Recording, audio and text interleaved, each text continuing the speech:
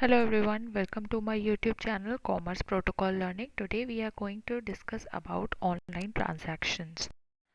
The topics to be covered in this video are meaning of online transaction, steps involved in online transaction and the risk involved in online transactions.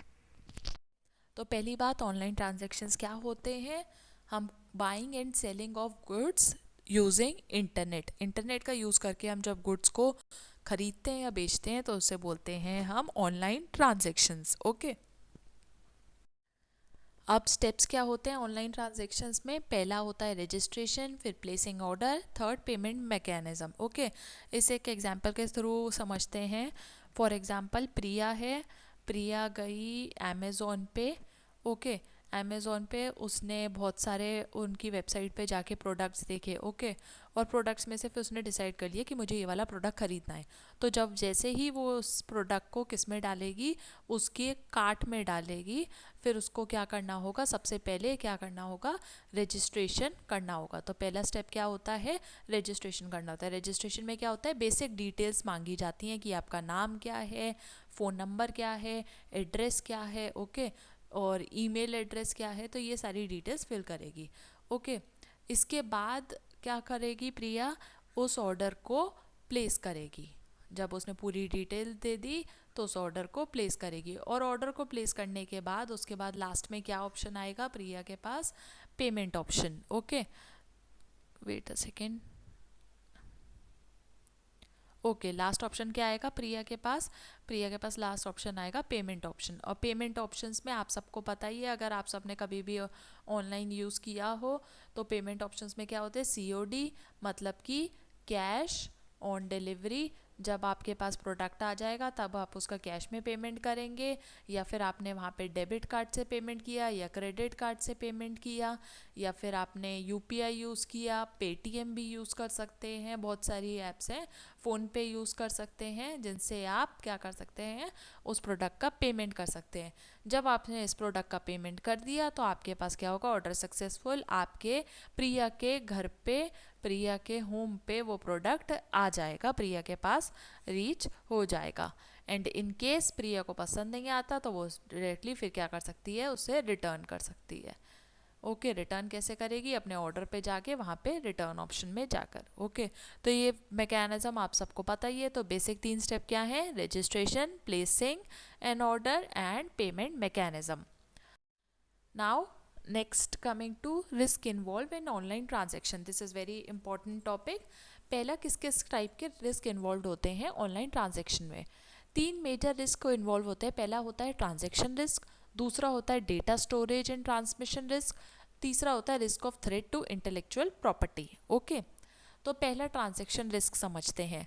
Transaction risk भी further 3 type के risk में involve है। पहला default in order taking and giving, default in delivery, default on payment. Okay, इन तीनों को एक एक एग्जाम्पल के थ्रू समझते हैं।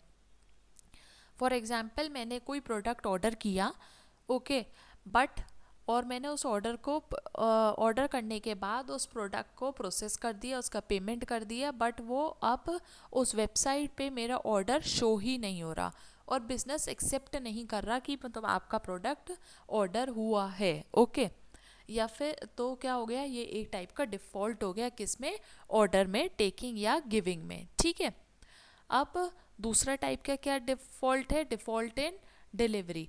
फॉर एग्जांपल, मेरा प्रोडक्ट मैंने जो भी ऑर्डर किया वो क्या हुआ, वो गलत जगह डिलीवर हो गया, मुझे डिलीवर ही नहीं हुआ, या फिर किसी और का प्रोडक्ट मेरे पास आ गया, तो उसे क्या कहेंगे हम, डिफ़ॉल्ट इन डिलीवरी। तीसरा क्या होता है, default in payment. For example, मैंने एक अपने ऑर्डर का पेमेंट कर दिया और उस पेमेंट को करने के बाद भी मेरे पास एक कोई आ रहा है, उनका उस वेबसाइट का जो भी है डिलीवरी बॉय आ रहा है, और वो मुझसे कह रहा है कि आप पेमेंट कर दीजिए, आपका पेमेंट नहीं हुआ है, जबकि मेरा पेमेंट ऑलरेडी ऑनलाइन शो हो चुका है, बट वो शो नहीं कर रहा।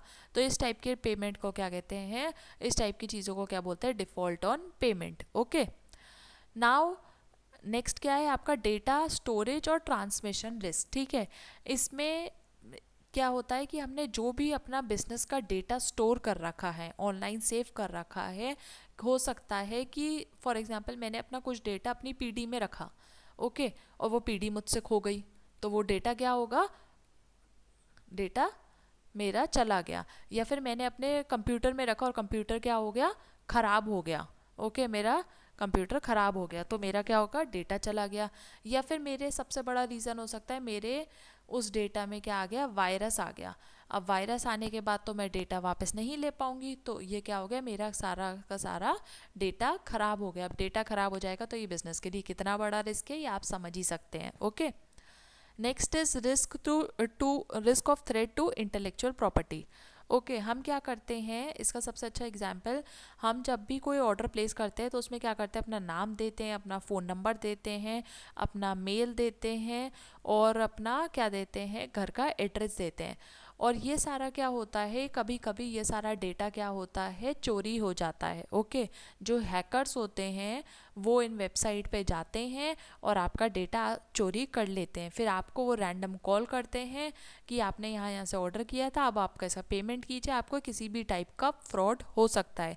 तो आपकी पर्सनल डिटेल आपकी थ्रेट होता है इंटेलेक्चुअल प्रॉपर्टी का।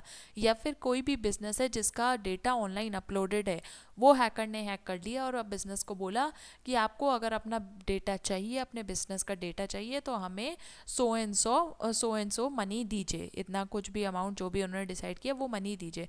तो इस टाइप का जो रिस्क होता है कि आपकी कंपनी की पर्सनल इंफॉर्मेशन चोरी हो जाना, या फिर किसी और को पास कर देना, या फिर कस्टमर्स की इंफॉर्मेशन चोरी हो जाना और किसी और को पास कर देना, इस टाइप के रिस्क को बोलते हैं risk of threat to intellectual property.